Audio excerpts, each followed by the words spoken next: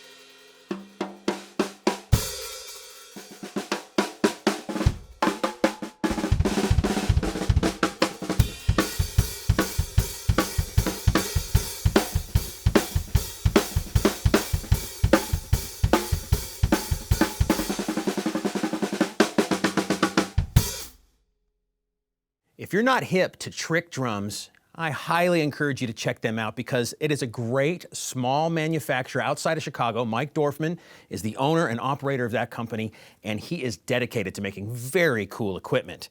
He comes from, auto racing and car making back in the early days of his career, taken that knowledge of metalworking and turned it into a fantastic little drum company.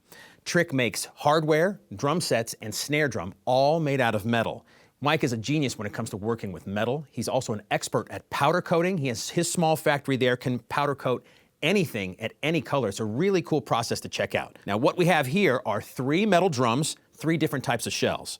Over here on my left, this is the AL13 6.5 by 14 aluminum drum, and it also has this gorgeous hand-engraved shell. Right next to it is a brass drum, 5.5 by 14, and over here is a titanium 6.5 by 14 drum. The titanium drum in front of me and the aluminum drum both have 3mm thick shells. The brass drum is a 2.3mm thick shell. The aluminum has a regular triple flanged hoop. The brass and the titanium both have S hoops, and it's a triple flanged hoop, just the top flange is folded in towards the drum. Sometimes they're called stick saver hoops. Just means when you're cracking a lot of rim shots, it's gonna not beat up the center of your stick like a regular triple flanged hoop will. And they feel really good under the hands, these S hoops. All right, so the snare wires are off on all the drums, and let's check out the sound of the drums without any snare wire buzz in the background. Here we go.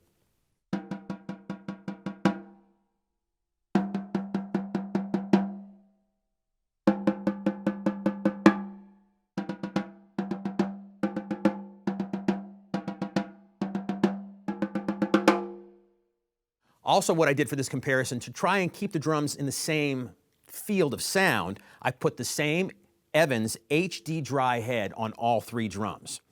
Now, when you get the drums out of the box, the brass and the titanium come with a Evans G2, a nice double-ply professional head, great head, and the aluminum drum comes with a regular single-ply head.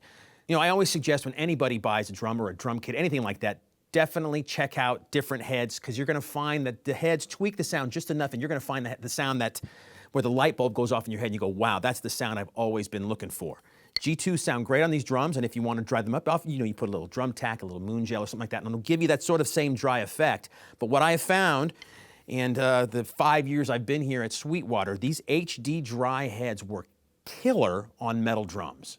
Work great in the studio and great live. They just dry up that metal shell just enough to where the ring, that kind of ka-tang that sometimes metal drums can have when they ring a lot, it just takes that down just a little bit, all right?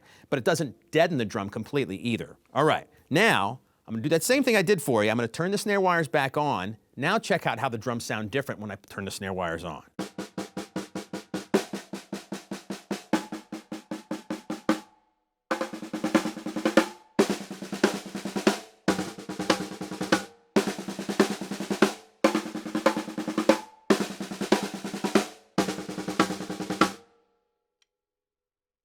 What I'm finding now that the snare wires are on all 3 drums is that the titanium drum is the most dry of the 3. The aluminum has a little bit of a ring to it still, even with the dry head. And the brass drum, being the most shallow of the three drums, is almost the fattest sounding of the three drums, and that's typical for a brass shell. Aluminum has been around for a long time in drum making. It's a go-to metal for all kinds of manufacturer snare drums, and it sounds great in so many different situations. So you can use it in all kinds of different styles of music. It definitely rocks. You crank up the tuning, you can use it in jazz, all kinds of things like that, and it's just a go-to metal. Brass has been around for a long time too. A lot of jazz guys like playing brass, especially if you put like a single ply head and you crank the tuning up really high.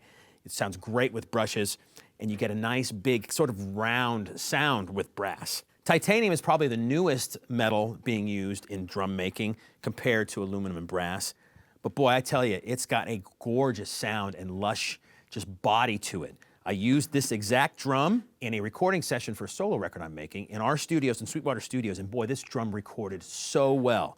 So I encourage you, if you get one of these trick drums, to use it in the studio and use it live. You're going to be happy you did. All right, now let's play these drums with a few other implements here so you can hear the different sounds with something other than a wood drumstick. So we have some brushes. Here we go.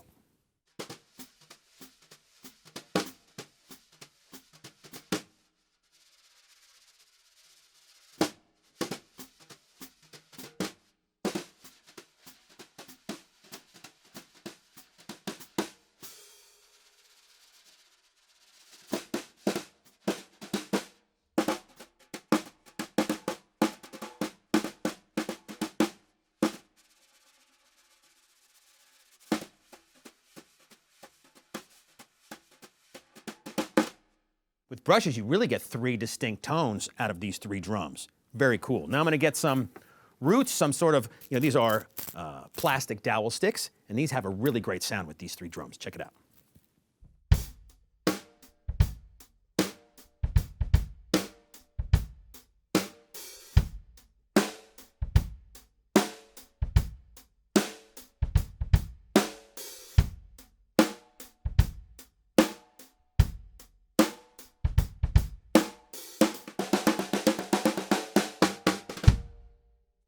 All right, let's talk about the hardware on these drums. They all come with the same hardware except for the hoops. You get these fantastic GS007 throw-offs. These throw-offs are killer. You get three different snare wire tensions, all the way tight, middle, loose, and off, of course. So easy to use and really easy to get the exact snare wire tension you want, because you can get to the loose setting, set it, and then when you go all the way to the tightest setting, it's really tight. So let me demonstrate that for you. Right now on this brass drum, it's off. First setting. Getting a lot of nice snare wire buzz. A little tighter, middle setting. And tightest setting. It really tightens up the drum well. Now let's do that same thing with the other drums. Titanium, off. First setting. Pretty tight sounding already. Middle, and really tight. Right there, the snare wire buzz is almost gone completely, and you get this really nice, precise, just cracky sound. Let's do the same with the aluminum drum. Here we go, it's off. First setting. Nice snare wire buzz. Middle. And third.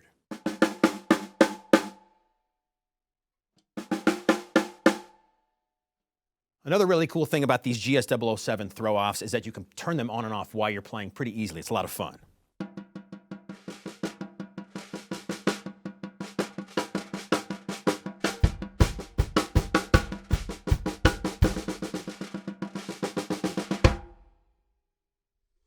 And what I like, my favorite setting is the first setting. I really like hearing the snare wire buzz going.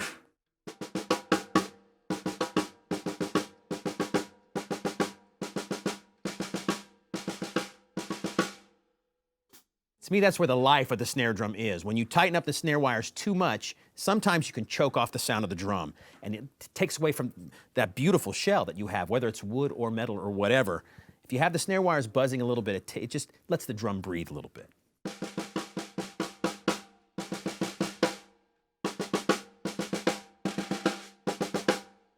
Really easy to do. All three drums have Trick's standard lugs. Nice, small, low mass, round lugs. They look really good on all three of these drum shells. And that's really it. The drums are really simple as far as the hardware is concerned. You've got a fantastic throw-off and strainer, really nice hoops, nice low mass lugs, and you're ready to rock. What I'd like to do for you right now is take the heads off of all these drums so you can see these fantastic shells. Okay, let's check out the inside of these drums and these fantastic shells. As you can tell, I'm holding up the aluminum 6.5 by 14. It's really nice looking. The edge of all the drums is a little bit rounded, not too sharp, but it's a thin metal shell, so they can't really have a 45-degree angle like a wood shell. But you're getting great head contact with the drum head all the way around here, and it's just smooth and really nice. And the seam of the shell right here on the inside of the drum, there's barely any seam at all. It's just you can tell where the shell comes together, and that's it. And obviously, you don't see any seam on the outside of the drum. This is a good view to show you the throw-off and strainer, how easy it is to use, just like that. Adjust the snare wire tension right there. And on the other side, the butt plate side, is a very simple butt plate that you put your snare wire string on. Let's move on to the brass drum. One thing you're going to notice about the brass drum right away is how heavy it is. It has to be at least 2 to 3 times as heavy as the titanium or the aluminum shell. Nice and thick, very hardy shell, gorgeous color.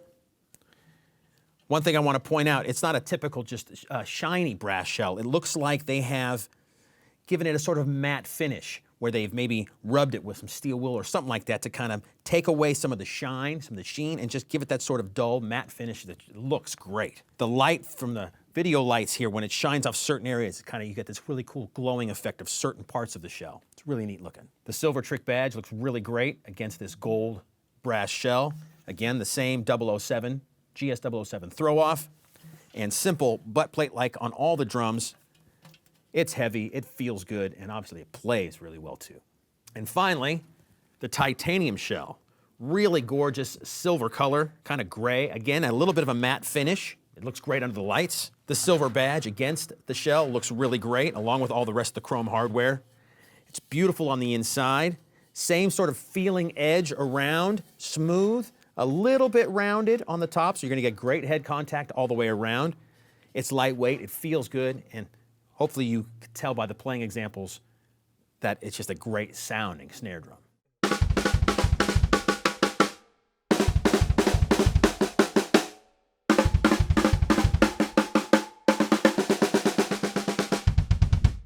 And there you have it, everybody, a comparison of 3 fantastic Trick snare drums.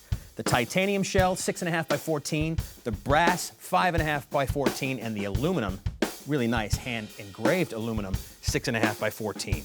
Definitely encourage you to check out Trick, their snares, their hardware, anything they make. Mike Dorfman makes fantastic equipment. If you want any more information about these Trick products or any other Trick product, just contact your Sweetwater sales engineer. Thanks a lot for watching.